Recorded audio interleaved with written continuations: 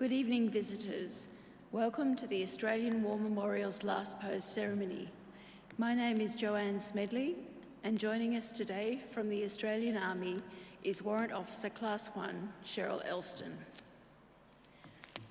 We warmly welcome the family of Private Joseph Stanley Saxon and Private Bertie Henry Saxon, whose stories will be told shortly. We welcome the veterans who have served, those that are still serving, and the families that love and support them.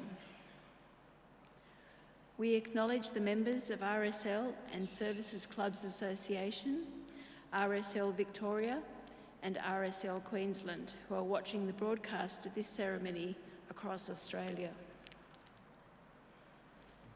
During this evening's ceremony, wreaths will be laid at the base of the Pool of Reflection by family and visitors to the memorial. If you are able, please stand and join in the singing of the national anthem.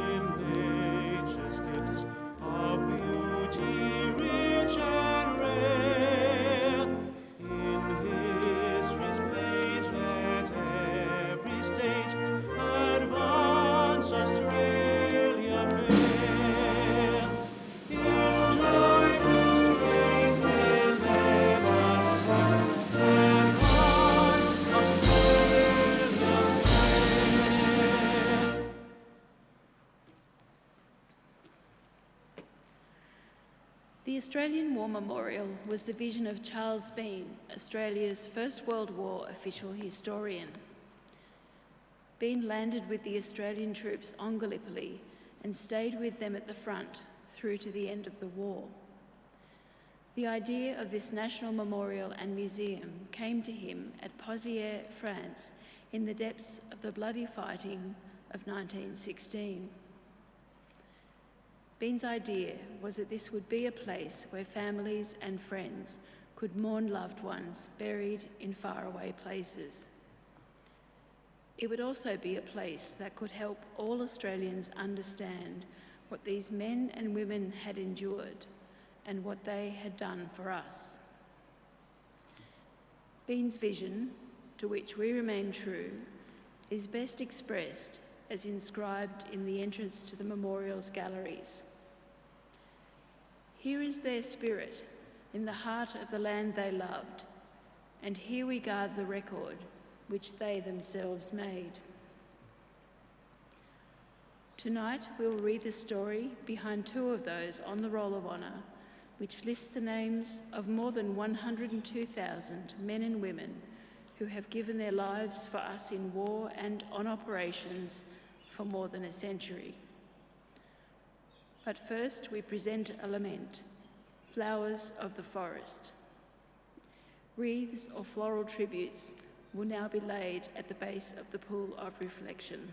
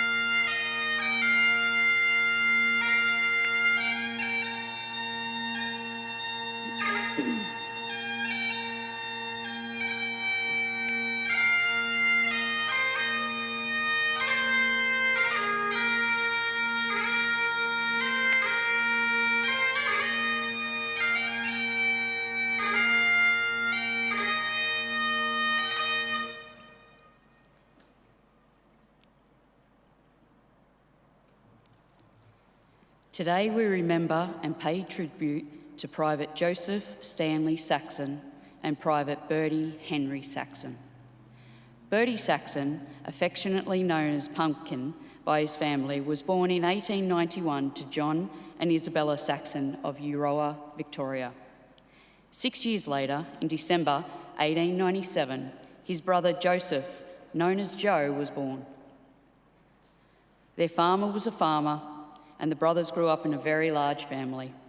Their mother was described as a superstore of energy that enabled her, while rearing a large family to honoured citizenship, to take an active interest in many movements having the welfare of the town or the district as their aim. Joe and Bertie were bright children who won prizes at Euroa State School and at Presbyterian Sunday School. After a brief period working as a plumber, Joe went on to work as a driver and an assistant grocer. Bertie, now known as Bert, worked as a draper's assistant before becoming a printer, working for another brother, Tom, who was the proprietor of the Sentinel newspaper in Violet Town. 6 sons of the Saxon family served during the First World War. 2 worked in ammunition production. Joe was the second of the 4 sons to enlist in the Australian Imperial Force. He did this in April 1915, putting his age up by more than a year to do so. Bert, who was only 5 feet 2 inches or 57 centimetres tall, was the last to enlist in May 1916 after having to wait for height restrictions to be lowered. All 4 brothers would serve in different units. Bert's pre-embarkation training took a little longer than usual, as it was interrupted by sickness which sent him home to Euroa for a while. Bert was fit to leave Australia for active service with reinforcements to the 2nd Pioneer Battalion in September 1916. Joe had left in June 1916 with reinforcements to the 22nd Battalion. He was first sent to Egypt before joining the fighting on Gallipoli, where his brother William, known as Shinner, was serving with the 7th Battalion. Shinner wrote to say, "Brother Joe has arrived. I saw him yesterday in the trenches. You don't know how pleased I was to see him looking so fit and well." Their brother Tom arrived on Gallipoli late in the campaign with the 21st Battalion. In December 1915, he wrote, "Brothers Shinner and Joe came to see me yesterday. We are now less than a mile apart. I thought it must have been a rather rare occasion for all 3 brothers in 3 different units to meet in Gallipoli." Tom's work was pushing a wheelbarrow up and down a hill, and his brothers sat down to laugh at him. Tom recalled, "I made them both take a turn, and Shin reckoned it was a rotten caper, and Joe soon said the game was no bloomin' good for him." A few weeks later, after the Anzacs left Gallipoli and returned to Egypt for a period of training and reorganisation. While in Europe, the 3 brothers attended the funeral of their cousin, Michael Corbett, who had been killed when his rifle accidentally discharged whilst he was cleaning it. From Egypt, they were sent to France to fight on the Western Front. On the 23rd of July 1916, the 1st Australian Division captured the French village of Pozières in a hard-fought battle against well-fortified positions. From that point, the Australians needed to capture 2 strongly held German trenches to the northeast, known as the OG lines. On the 4th of August, they advanced into no man's land. The operation failed, as hundreds of men advanced into strings of uncut barbed wire. Many, standing up to cut their way through, were mown down by enemy machine gun fire. The 22nd Battalion suffered more than 650 casualties that day, from a total strength of nearly 1,000 men. One of the many missing men was Private Joe Saxon. For months, the Saxon family did not know what had happened to him. Shinner had been badly wounded at Pozières, but Tom Saxon was still fit. He wrote, I can't get into touch with Brother Joe's battalion to find out how he is, and I'm a bit anxious for him. You will know that Shinna was wounded. I wish I could get news of Joe. Our boys have been up against it as never before. Bertie Saxon arrived in France to fight on the Western Front on New Year's Eve 1916. Within a few weeks, he was experiencing the work of the pioneers, building roads relatively close to the front line. While in France, Bert tried to find out what happened to his brother Joe. A few months after his arrival, he wrote home to say that someone he had talked to is confident that he read the name Joe Saxon in a list of prisoners that appeared in the Weekly Times. As time went by, however, hope slipped away.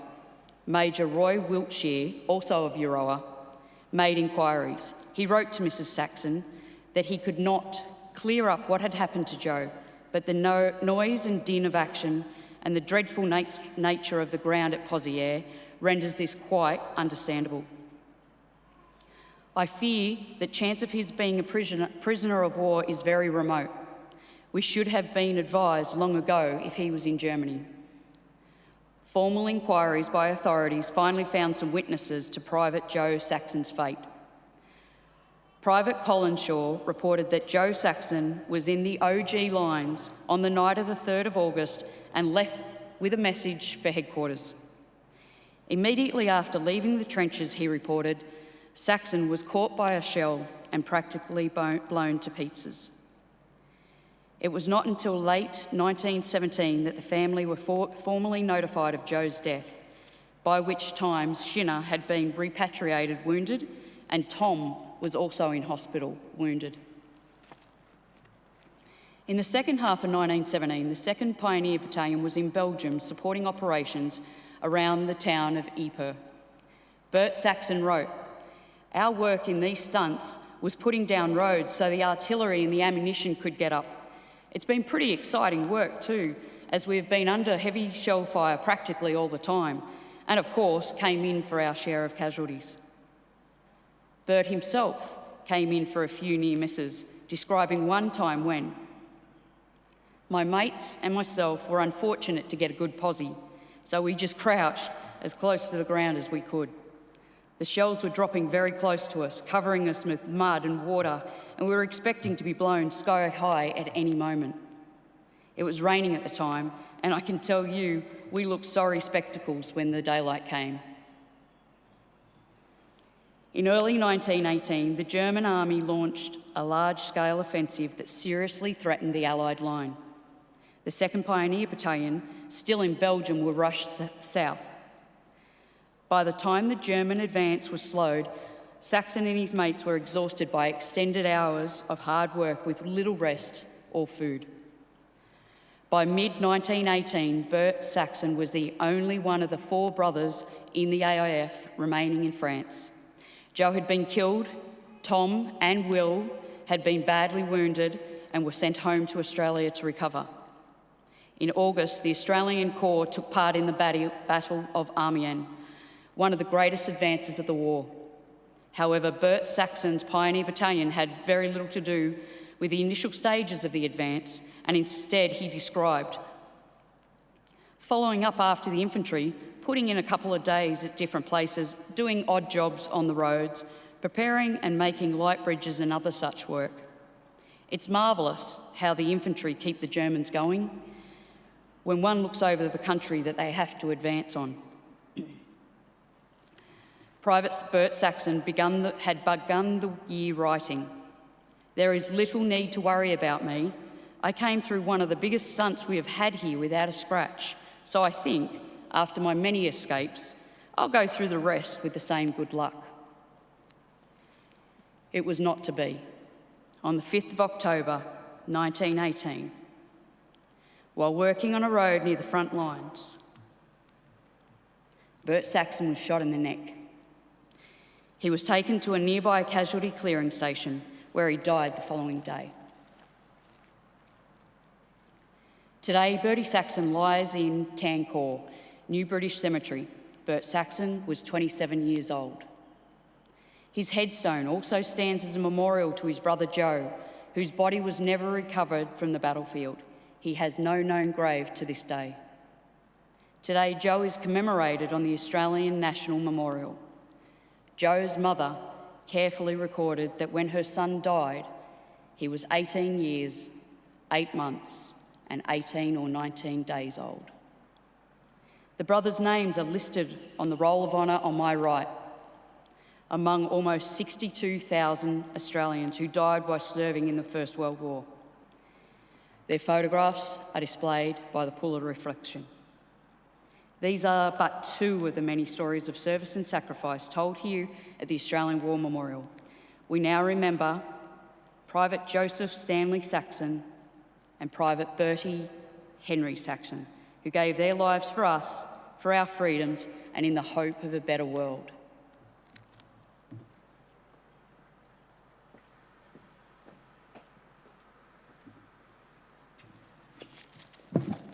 Please stand for the reading of the ode and the sounding of the last post.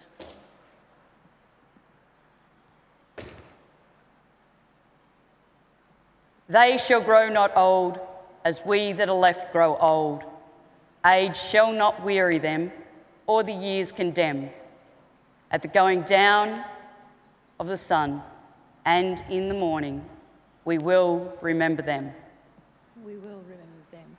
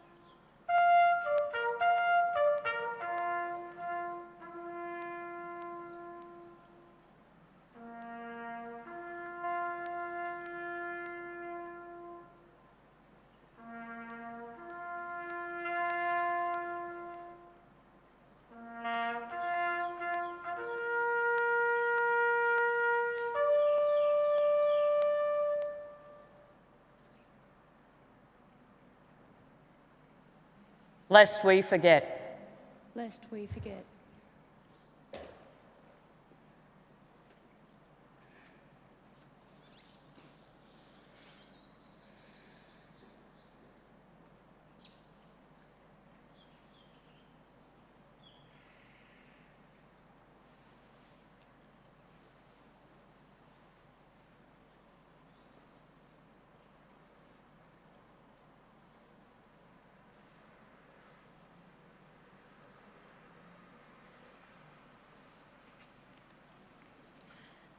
We leave you this evening with the words of the memorial's founder, Charles Bean.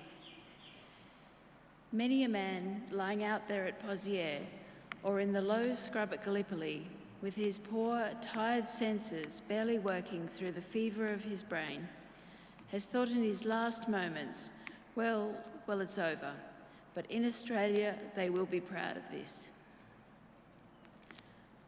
Ladies and gentlemen, girls and boys, that concludes the last post ceremony. We thank you for visiting the Australian War Memorial and wish you all a very good evening.